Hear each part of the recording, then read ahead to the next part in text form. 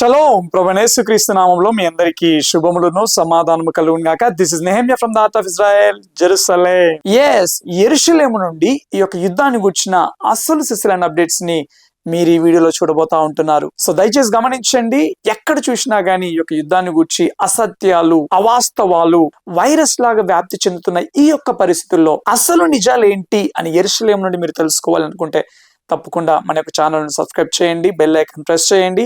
ఈ యొక్క అప్డేట్స్ అనేక మందికి చేరులాగున మీరు ఈ యొక్క వీడియోను లైక్ చేయడము అస్సలు మర్చిపోమాకండి. ఓకే, ఆలస్యం చేయకుండా let's get in to the updates. ఈ వీడియోలో యుద్ధాన్ని గురించి కొన్ని ప్రాముఖ్యమైన అప్డేట్స్ ని మనం పరిశీలించబోతా ఉంటున్నాము.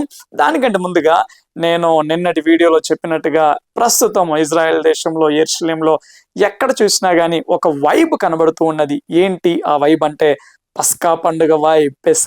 పెసాక్ అనగా ఈ యొక్క హీబ్రూలో పస్కా అని అర్థం. ఓకేనా, హాలిడేస్ వస్తూ ఉన్న తరుణంలో ఒక వారం వరకు చాలా షాప్స్ ఆల్మోస్ట్ అన్ని షాప్స్ క్లోజ్ లో ఉంటాయి అన్నట్టు, కొన్ని షాప్స్ మాత్రమే ఓపెన్ లో ఉంటాయి. సో అందుకని అందరూ ఈ యొక్క వారం రోజులకు సరిపడా కావాల్సిన యొక్క సరుకులన్నీ కొనుక్కుంటా ఉంటున్నారు. ఈ యొక్క పస్కాకు ప్రత్యేకమైన భోజన పదార్థాలను వారు షాపింగ్ చేస్తూ ఉన్నారన్నట్టు. సో బయట ఎక్కడ చూసినా చాలా రష్ గా ఉంది, అంత హడావిడిగా ఉన్నది. ఒక మాటలో చెప్పాలి అని అంటే మీరు న్యూస్ లో చూస్తూ ఉన్నదానికి క్వైట్ ఆపోజిట్ గా ఉన్నది. పస్కా పండుగ ఇజ్రాయేలులకు చాలా చాలా ప్రాముఖ్యమైన పండుగ. వారు ఎంత నిష్టగా ఈ యొక్క పండుగను ఆచరిస్తారు అని అంటే 1948 సంవత్సరంలో ఇజ్రాయెల్ దేశానికి స్వాతంత్రం వచ్చింది కదా. స్వాతంత్రం వచ్చిన తెల్లారే ఈ యొక్క చుట్టూ ఉన్న అరబ్ దేశాలు ఇజ్రాయెల్ మీదకి దండెత్తుకొని వచ్చిన పరిస్థితుల్లో కూడా ఆ టైంలో ఉన్న IDF ఆర్మీలో ఈ యొక్క మతపరమైన యూదులు ఉంటారు కదా, మతపరమైన యూదులతో కూడుకున్న ఈ యొక్క సైనికులు ఉంటారు కదా, ఆ తీవ్రమైన యుద్ధ పరిస్థితుల్లో కూడా పస్కా పండుగ రోజు కంటే ముందు ఒక షబ్బాత్ వస్తుంది అన్నట్టు. ఆ షబ్బాత్ రోజు వీరు నిష్టగా షబ్బాత్ను ఆచరించడం జరిగింది. పస్కా పండుగ రోజు ఆ యొక్క పస్కా సెడార్ అంటారు, అనగా ఆ యొక్క పస్కా భోజన బల్లను వారు ఆచరించడం జరిగింది. అంత తీవ్రమైన యుద్ధ పరిస్థితుల్లో కూడా సైనికులు ఆ రకంగా నిష్ఠతో ఆచరించారు. అంత ప్రాముఖ్యమైన పండుగ ఈ యొక్క పస్కా పండుగ. దయచేసి గమనించండి, ఈ యొక్క పస్కా పండుగను చక్కగా ఆత్మీయ కోణంలో నేను డీటెయిల్ టు డీటెయిల్ ఎక్స్ప్లెయిన్ చేయడం జరిగింది. ఒక పస్కా గొర్రె పిల్లను మొదటి నెలలోనే ఎందుకు తీసుకోవాలి, 10వ రోజు ఎందుకు సెలెక్ట్ చేయాలి, 14వ రోజు ఎందుకు కట్ చేయాలి, సాయంత్రం ఎందుకు కట్ చేయాలి. సో ఇవన్నీ చాలా డీటెయిల్ గా ఎక్స్ప్లెయిన్ చేయడం జరిగింది. ఇంకా ఎవరైనా ఆ వీడియోని చూడనట్లయితే తప్పకుండా మీరు ఆ వీడియోని వీక్షించండి. తప్పకుండా మీకు అది బ్లెస్సింగ్ గా ఉంటుంది, అనేక సత్యాలు తెలుసుకున్నట్టుగా కూడా ఉంటుంది. అంతేకాదు ఒక ప్రాముఖ్యమైన ప్రార్థన విన్నపం ఉన్నది. ఏంటి అనంటే రేపటి రోజు ఇక్కడ ఇజ్రాయెల్ దేశంలో పస్కా పండుగ ప్రారంభింపబడనై ఉన్నది. కాబట్టి ఈ పస్కా పండుగ ప్రత్యేకమైన రోజును పురస్కరించుకుని శత్రు దేశాలు ఇజ్రాయెల్ దేశం మీద మిసైళ్లతో విరుచుకుపడే అవకాశం ఎంతైనా ఉన్నది. ప్రస్తుతము మరి ఇక్కడైతే రేపటి రోజు భారీగా మిసైల్ పడే అవకాశం ఉన్నది అని తీవ్రంగా చర్చించుకుంటూ ఉన్నారు. కాబట్టి ఈ పరిస్థితుల్లో మరి రేపటి పండుగ నిమిత్తము, రేపటి ప్రత్యేక ప్రార్థనల నిమిత్తము ప్రతి ఒక్కరూ ప్రతి ఒక్కరూ ప్రార్థించవలసిందిగా మనవి చేస్తూ ఉన్నాను. అంతేకాదు వారి మనోనేత్రములు, యూదుల యొక్క మనోనేత్రములు కూడా తెరవబడి నిజమైన పస్కా గొర్రెపిల్ల యేసుక్రీస్తు ప్రభువు వారు అని వారు గ్రహించలాగున ప్రార్థించగలరు. సో యుద్ధం దగ్గరకు వచ్చినట్లయితే ఈ యొక్క ఇష్యూని, ఈ యొక్క యుద్ధ పరిస్థితులను డిప్లొమసీ తోటి అనగా దౌత్యపరమైన మంతనాలతోటే దీన్ని సాల్వ్ చేయాలి అనేసి ట్రంప్ గారు ఇంకా టైం ఇస్తా ఉంటున్నాడు ఇరాన్ కి. ప్రస్తుతం అయితే కొన్ని వేల మంది ఈ యొక్క అమెరికా సైనిక బలగాలు ఇరాన్ చుట్టుపక్కల మోహరించి ఉన్నారు. ట్రంప్ గారు సిగ్నల్ ఇవ్వడమే ఆలస్యం. ఇరాన్ లో కొన్ని ప్రాముఖ్యమైన స్థలాలను, ముఖ్యంగా పవర్ ప్లాంట్లను, కర్గైలాండ్ ని ధ్వంసం చేయడానికి వారు రెడీగా ఉన్నారు. కాకపోతే ట్రంప్ గారు ఇరాన్ కి ఈ యొక్క డిప్లొమసీ తోటే ఈ యొక్క ప్రాబ్లమ్ సాల్వ్ చేసుకుందాము అనేసి టైం ఇస్తూ ఉన్నాడు. అయితే ఆయన నిన్ననే వార్నింగ్ ఇవ్వడం జరిగింది. ఇంత నష్టము మీ కళ్ళ ముందు కనబడుతూ ఉన్నా గానీ ఇంకా మొండితనముతోటి కింద పడ్డా గానీ నేనే గెలిచాను అన్నట్టుగా మొండితనాన్ని ప్రదర్శిస్తే ఇంకా మీకు నష్టమే మిగులుతుంది.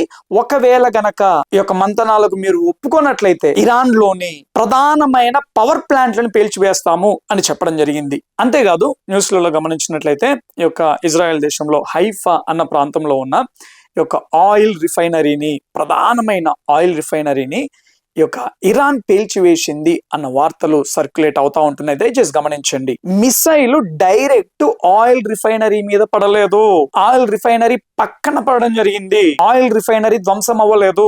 ఇజ్రాయెల్ దేశంలో యొక్క ఆయిల్ రిఫైనరీస్ కి సంబంధించిన మంత్రి ఎవరైతే ఉన్నారో ఆయన స్పష్టం చేయడం జరిగింది, ఆయిల్ రిఫైనరీ స్టేబుల్ గా ఉంది, సేఫ్ గా ఉంది, అండ్ ఇప్పటికీ కూడా అందులో పనులు కంటిన్యూగా జరుగుతూనే ఉన్నాయి.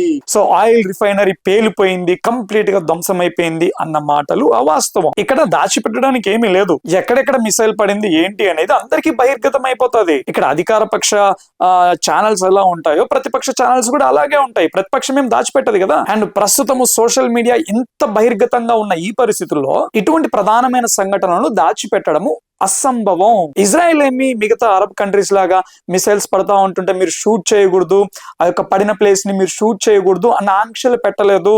మిగతా అరబ్ కంట్రీస్ లో కేవలం ఆ యొక్క మిసైల్ పడుతున్న వీడియోని షూట్ చేసినా గానీ జైల్లో వేస్తారు. ఇక్కడ అటువంటి పరిస్థితులు ఏం లేవు. ఓకే, మరొకటి ఏంటి అని అంటే హౌతీలు యుద్ధంలోకి ఎంటర్ అయ్యారు అని చెప్పాను కదా. ఇప్పుడు యమన్ కి ఆ యొక్క బార్డర్ లో ఉన్న సముద్ర మార్గం ఏంటి అని అంటే ఈ యొక్క రెడ్ సీ, ఎర్ర సముద్రము. ఆ యొక్క ఎర్ర సముద్రంలో ఒక భాగంలో ఈ యొక్క హౌతీలు ఉన్న ప్రాంతంలో ఒక ప్రధానమైన నౌక మార్గం ఉన్నది. అంతర్జాతీయ షిప్పింగ్ కి అది ప్రధానమైన నౌక మార్గం. ఇప్పుడు హౌతీలు ఆ మార్గంలో గనక ఏమైనా ప్రాబ్లం క్రియేట్ చేసినట్లయితే అంతర్జాతీయ మార్కెట్ ఇంకా కుప్పకూలే అవకాశం ఎంతైనా ఉన్నది. సో ఇప్పుడు ఆ ఫియర్ కూడా స్టార్ట్ అయిపోయింది. ఒకవైపు హర్మూజ్ జలసంధిలో ఆల్రెడీ తీవ్రమైన సమస్య ఏర్పడి ఉన్నది. ఇప్పుడు హౌతీల ద్వారా ఈ యొక్క ఎర్ర సముద్రంలో ఉన్న ఆ యొక్క నౌక మార్గంలో కూడా మరలా సమస్య ఏర్పడే అవకాశం ఉన్నది. అయితే పరిస్థితులు ఈ రకంగా ఉంటే గల్ఫ్ ప్రాంతాలలో ఉన్న మిగతా అరబ్ దేశాలు మాత్రము ఇరాన్ మీద అటాక్స్ ని తీవ్రతరం చేయాలి అని వారు ప్రెషర్ తీసుకొస్తూ ఉన్నారు. ఎందుకనంటే ఈ రకంగా సగం సగంలో వదిలిపెట్టినట్లయితే ఎక్కువగా బాధపడేది ఎవరు అనంటే ఇజ్రాయెల్ దేశం కంటే ఈ యొక్క ఇరాన్ కి చుట్టుపక్కల ఉన్న గల్ఫ్ దేశాలే ఎక్కువగా సఫర్ అవుతాయి.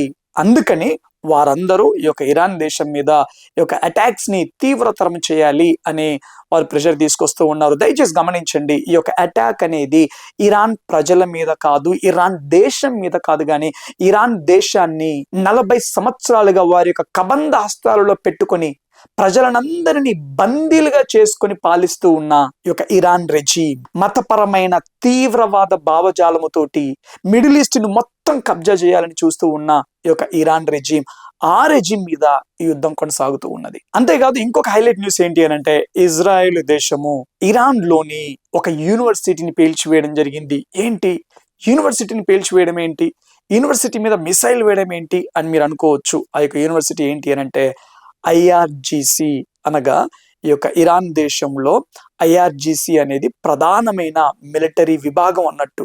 సో ఆ మిలిటరీ విభాగంలో అనేక మందికి సైనిక శిక్షణ ఇచ్చే ఈ యొక్క యూనివర్సిటీనే ఇమామ్ హుస్సేన్ యూనివర్సిటీ. ఈ యొక్క యూనివర్సిటీని పేల్చివేయడం జరిగింది. ఎందుకు అనంటే ఇప్పుడు ప్రస్తుతం ఇరాన్ ఏం చేస్తా ఉంది అనంటే ఆ యొక్క అనేక మంది సైనికులు చనిపోయిన తరుణంలో అనేక మంది అధికారులు కంటిన్యూగా ఒకరి తర్వాత ఒకరు చనిపోతూ ఉన్న తరుణంలో 12 ఏండ్ల పిల్లలకు కూడా వారు శిక్షణ ఇస్తూ ఉన్నారు. 12 ఏండ్ల పిల్లల్ని కూడా ఇప్పుడు వారు రిక్రూట్ చేసుకుంటూ ఉన్నారు. సో అటువంటి సైనిక శిక్షణ శిబిరాన్ని ఈ యొక్క ఇజ్రాయెల్ దేశం పేల్చివేయడం జరిగింది. దయచేసి గమనించండి, ఇజ్రాయేలీ ఇంటెలిజెన్స్ వ్యవస్థ ఎంత అద్భుతంగా పనిచేస్తూ ఉన్నది అని అంటే ఈ యొక్క ఇరాన్ అధికార స్ట్రక్చర్ అనేది అధికారం మొత్తము ఒక్క దగ్గర పోలై ఉండదు, ఒకే దగ్గర కేంద్రీకృతమై ఉండదు. ఇరాన్ సైనిక విభాగంలో కూడా అనేక విభాగాలు ఉంటాయి మళ్ళీ. సో దేనికదే ఇండిపెండెంట్ గా వర్క్ చేస్తూ ఉంటుంటది. అధికారం అనేది ఒకే దగ్గర కేంద్రీకృతం అయి ఉండదు. అయితే గమనించండి, ఇప్పుడు ఈ యొక్క వింగ్స్ అన్ని ఒకే దగ్గర కేంద్రీకృతం అయి ఉంటే ఇంటెలిజెన్స్ కి కొంత ఈజీగా ఉండేది. ఇజ్రాయెల్ ఇంటెలిజెన్స్ కి ఏ అధికారి ఏంటి, ఎవరెవరు ఎటువంటి కార్యకలాపాలు నిర్వహిస్తూ ఉన్నారు, ఎవరెవరు ఏ ప్రాంతాలకు వెళ్తూ ఉన్నారు అని కనుక్కోవడము కొంత ఈజీగా ఉండేది. అంటే యాక్చువల్గా ఇటువంటి ఇంటెలిజెన్స్ అంటేనే చాలా చాలా కష్టము. కాకపోతే అధికారం ఒకే దగ్గర పోలైతే ఒకే వ్యక్తి కమాండ్స్ ఇస్తూ ఉన్నట్లయితే సో ఇంటెలిజెన్స్ కి ఎవరెవరు ఏంటి అని కనుక్కోవడం కొంత సులువుగా ఉంటది. అయితే ఇరాన్ యొక్క అధికార వ్యవస్థ అనేది ఒకే దగ్గర కేంద్రీకృతం అవ్వదు. అనేక విభాగాలు స్ప్రెడ్ అయిపోయి దేనికదే ఇండిపెండెంట్ గా పనిచేస్తూ ఉంటది. ఈ టైంలో ఇంటెలిజెన్స్ వ్యవస్థకి చాలా చాలా కష్టంగా ఉంటది. ఇజ్రాయెల్ ఇంటెలిజెన్స్ వ్యవస్థకి అయినా గాని వీళ్ళు ఇరాన్ లోపలికి ఎంత చొచ్చుకొని వెళ్ళకపోతే, ఎంతగా బిహైండ్ ద సీన్స్ పని చేసి ఉండకపోతే, అంత సింపుల్ గా ఒక అధికారి తర్వాత ఒక్కొక్కరిని అలా చంపుకుంటూ పోతూ ఉంటారు. అయినా గాని విజయం మాదే అన్నట్టుగా ఈ యొక్క ఇరాన్ మేకపోతు గాంభీర్యాన్ని ప్రదర్శిస్తూ ఉన్నది. దయచేసి గమనించండి, ఒక గుడ్ న్యూస్ ఏంటి అనంటే, ఇజ్రాయెల్ దేశము ఇంత విపరీతమైన యుద్ధం గుండా వెళుతూ ఉన్నా గానీ రీసెంట్ గా విడుదలైన సర్వేలో మరి ప్రపంచంలో సంతోషకరమైన దేశాల లిస్ట్ లో ఇజ్రాయెల్ దేశం ఎన్నో స్థానాన్ని సంపాదించుకుందో తెలుసా? 8వ స్థానాన్ని సంపాదించుకుంది. ఎంత అద్భుతం కదా!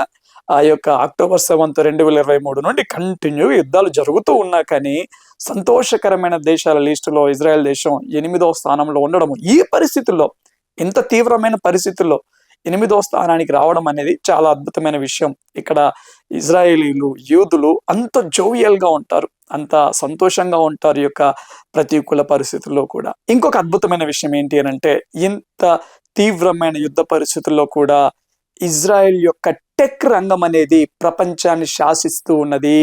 టెక్ రంగంలో ఇప్పుడు కూడా అద్భుతాలు సృష్టిస్తూ ఉన్నది.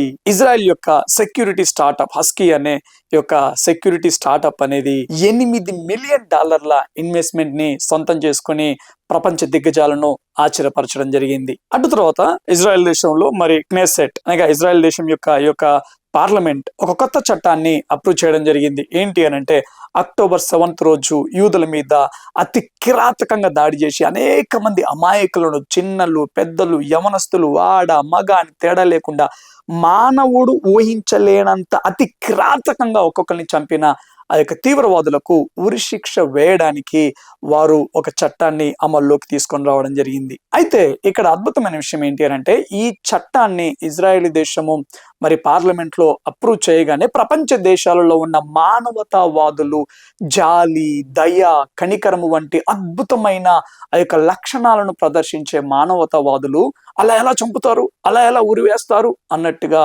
వారు ఇజ్రాయెల్ కి వ్యతిరేకంగా వారి యొక్క నినాదాలను తెలియజేస్తూ ఉన్నారు. ఇది చూడండి, వీళ్ళందరూ ఈ యొక్క కరుణామయిలో అక్టోబర్ 7 రోజు యూదుల పిల్లల్ని ఓవెన్ లో పెట్టి కాల్చినప్పుడు వారు స్పందించరు. యూదుల యొక్క అమ్మాయిలని అతి కిరాతకంగా అత్యాచారం చేసినప్పుడు వారు స్పందించరు. యూదుల యొక్క గొంతులను పడుకున్నోళ్ళని పడుకున్నట్టే, బెడ్ మీద పడుకున్నట్టే గొంతులు కోస్తే వారు స్పందించరు. అంతెందుకు, హౌతీలు యెమెన్ లో కొన్ని లక్షల మంది పిల్లలను కరువుతోటి అనేక మంది ప్రాణాలను బలి తీసుకున్నప్పుడు వారు స్పందించరు. ఈ యొక్క డబ్బులన్నీ తీవ్రవాద సంస్థలకి మళ్లిస్తూ, తీవ్రవాద కార్యకలాపాలకి మళ్లిస్తూ, యెమెన్ దేశంలో ఉన్న చిన్న పిల్లల అనేక మంది లక్షల మంది పిల్లల చావుకు కారణమైనప్పుడు ఈ యొక్క మానవతావాదులు, కరుణామయులు స్పందించరు. సిరియాలో ఈ యొక్క తీవ్రవాద సంస్థకు చెందిన వారు ఇరాన్ యొక్క సుప్రీం లీడర్ ఆ యొక్క గ్యాస్ బాంబులకి సిరియా ప్రభుత్వానికి ఫండింగ్ చేసినప్పుడు, ఆ యొక్క గ్యాస్ బాంబుల ద్వారా కొన్ని వేల మంది పిల్లలు చనిపోయినప్పుడు ఈ మానవతావాదులు స్పందించరు. అంతెందుకు, ఈ యొక్క ఇరాన్ రెజీమ్ ఈ యొక్క జనవరిలో 30 నుండి 40 వేల మంది యొక్క అమాయకమైన ప్రజల్ని అతి కిరాతకంగా కాల్చి చంపి, ఉరి తీసి అత్యాచారం చేసి చంపినప్పుడు మాత్రం వీరెవ్వరూ స్పందించరు. ఈ కరుణామయులు, దయామయులు ఎప్పుడు స్పందిస్తారో తెలుసా? ఇజ్రాయెల్ దేశము తమ వారిని కాపాడుకోవడానికి, తమ వారిని విడిపించుకోవడానికి అటాక్ చేస్తే, తమ వారిని చంపిన వాళ్ళకి శిక్ష వేయడానికి చట్టాలు చేస్తే మాత్రం అయ్యో బాబోయ్, ఈ యొక్క ఇజ్రాయెల్ దేశం ఇంత దారుణానికి ఎలా ఒడిగట్టిద్ది, అటువంటి వారిని ఎలా చంపిద్ది అన్నట్టుగా వారి యొక్క కరుణను, జాలిని ప్రదర్శిస్తూ ఉంటారు. చూడండి ఎంత ఘోరమో. గుర్తుపెట్టుకోండి, యూదుల మీద ఎందుకింత వివక్ష అంటే ఒకే ఒక్క కారణము, వాళ్ళు యూదులు కాబట్టి. గుర్తుపెట్టుకోండి, సాతాను గాడు ఆది నుండి దేవుని యొక్క ప్రణాళికను వాడు అడ్డగిస్తూనే వస్తూ ఉన్నాడు. స్టార్టింగ్ నుండి యూదులను ఎప్పుడు వీలైతే అప్పుడు ఊచకోత కోయడానికే, యూదులను ఈ భూమి మీద లేకుండా చేయడానికే వాడు ప్రయత్నం చేస్తూ వస్తూ ఉన్నాడు. ఫరో కాలంలో నిర్గమకాండం 1వ అధ్యాయంలో మనం చూస్తాము, యూదుల యొక్క మగ పిల్లలందరినీ నాశనం చేయాలి అనేసి వాడు చట్టం తీసుకొని రావడం జరిగింది. అటు తర్వాత యూదులను నాశనం చేయడానికి బబులోనీయులు ప్రయత్నం చేశారు, అష్షూరీయులు ప్రయత్నం చేశారు, గ్రీకులు ప్రయత్నం చేశారు, రోమీయులు ప్రయత్నం చేశారు. రోమీలైతే ఈ యొక్క యేసుక్రీస్తు ప్రభువు వారి తర్వాత ఈ యొక్క యెరూషలేము పట్టణము కాల్చివేయబడ్డాక, మందిరం కూల్చివేయబడ్డాక ఆ యొక్క యూదయ ప్రాంతాన్ని మొత్తము యూదుల యొక్క ఐడెంటిటీ అంటే వారి యొక్క గుర్తింపే ఉండకుండా ఉండు నిమిత్తము పేరును మార్చేశారు. యూదయ ప్రాంతాన్ని వారు పాలస్తీనాగా నామకరణం చేయడం జరిగింది. ఎందుకనంటే యూదుల యొక్క అస్తిత్వం చరిత్రలో కనపడకూడదు అన్న ఉద్దేశంతో. ఇప్పుడు గమనించినట్లయితే అటువంటి రోమీయులు కేవలం చరిత్రకు పరిమితమయ్యారు. కానీ ప్రస్తుతము ఈ యొక్క యూదా దేశము, యూదులు చరిత్ర సృష్టిస్తూ ఉన్నారు. హిట్లర్ వంటి వ్యక్తులు, స్టాలిన్ వంటి వ్యక్తులు యూదులను తుడిచివేయడానికి ప్రయత్నం చేశారు, కానీ వారందరూ సమాధులకే పరిమితమయ్యారు. ఇజ్రాయెల్ దేశం మాత్రం వారిని చంపాలని చూస్తున్న వారికి సమాధులు తవ్వుతూ ఉన్నది. ఇప్పటికీ ప్రపంచవ్యాప్తంగా ఎందుకు యూదుల మీద ఇంత హేట్రేడ్? ఒకే ఒక్క కారణము, సాతాను గాడు ప్రేరేపిస్తూ ఉంటున్నాడు. ఎందుకు అనంటే యూదుల ఎడల దేవుడు ఇంకా తన ప్రణాళికను కలిగి ఉన్నాడు కాబట్టి. యూదులను దేవుడు విడిచిపెట్టలేదు కాబట్టే యూదులను ఇంకా అంత టార్గెట్ చేస్తూ ఉంటున్నాడు సాతాను గాడు. రోమపత్రిక 11:28 మనం గమనించినట్లయితే, సువార్త విషయమైతే వారు మిమ్మును బట్టి శత్రువులు కానీ, ఏర్పాటు విషయమైతే పితరులను బట్టి ప్రియులై ఉన్నారు.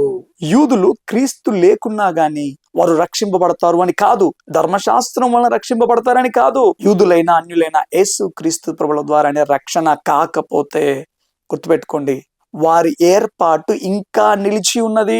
ఇది అర్థం కాక చాలా మంది పొరబడతా ఉంటున్నారు. ఎందుకనంటే మనకు క్రైస్తవులకు దేవునితో రిలేషన్షిప్ అనేది కేవలము స్పిరిచువల్, కానీ యూదులకు మాత్రము ఆత్మీయ కోణం మాత్రమే కాదు, భౌతికమైన కోణం కూడా వర్తిస్తూ ఉన్నది. మనకు దేవునికి సంబంధం అనేది వ్యక్తిగతము, కానీ యూదులకు మాత్రము వ్యక్తిగతం మాత్రమే కాదు, కానీ ఇట్స్ ఎ నేషనల్ కవినెంట్, నిబంధనను కలిగి ఉన్నారు. దయచేసి గమనించండి, మనం వాక్యాలను చదువుతాము, యూదులు వాక్యాలను అనుభవిస్తారు, వాక్యాలను జీవిస్తారు, ధర్మశాస్త్రాన్ని జీవిస్తారు. ధర్మశాస్త్రం వలన రక్షణ లేదు కదా బ్రదర్ అంటే, ఎస్, ధర్మశాస్త్రం వలన రక్షణ లేదు, కాకపోతే వారి ఏర్పాటు ఇంకా నిలిచి ఉన్నది. ఆ సత్యాలను నేను ముందు వన్ బై వన్ స్పష్టంగా మీకు ఎక్స్ప్లెయిన్ చేస్తాను. సో ఇవి ప్రస్తుతం ఉన్న అప్డేట్స్. ఇప్పటివరకు ఈ వీడియో చూసిన ప్రతి ఒక్కరికి ప్రభు నామంలో వందనాలు తెలియజేస్తా ఉంటున్నాను. దయచేసి ప్రార్థనను కంటిన్యూ చేయండి. మరొక్క మారు నా కోసము, ఇక్కడున్న ప్రతి ఒక్కరి కోసం, మన తెలుగు వారి కోసము ప్రార్థిస్తున్న ప్రతి ఒక్కరికి పేరు పేరున వందనాలు తెలియజేస్తూ ఉంటున్నాను. మీరు కామెంట్ చేస్తూ ఉంటున్నారు, దయచేసి క్షమించండి, రిప్లై ఇవ్వడానికి నాకు అంత టైం లేదు, కొంత బిజీగా ఉన్నాను. బట్ స్టిల్ దయచేసి కామెంట్ చేయడం మానమాకండి. ఎందుకు అనంటే మీరు కామెంట్ చేసినా కానీ, లైక్ చేసినా కానీ ఇక్కడున్న యాక్చువల్ అప్డేట్స్, నిజాలు అనేక మందికి రీచ్ అవ్వడానికి అవకాశం ఉంటుంది. సో ఆ రకంగా మరి మీ వంతుగా మీరు తోడ్పాటు అందించవలసిందిగా మనవి చేస్తూ ఉన్నాను. మీకు తెలిసిన ప్రతి ఒక్కరికి వీడియో షేర్ చేయడం అస్సలు మర్చిపోమాకండి. మరి యొక్క వీడియో చివరి వరకు చూసిన ప్రతి ఒక్కరికి ప్రభు నామంలో వందనాలు తెలియజేస్తా ఉంటున్నాను. Thank you all. God bless you.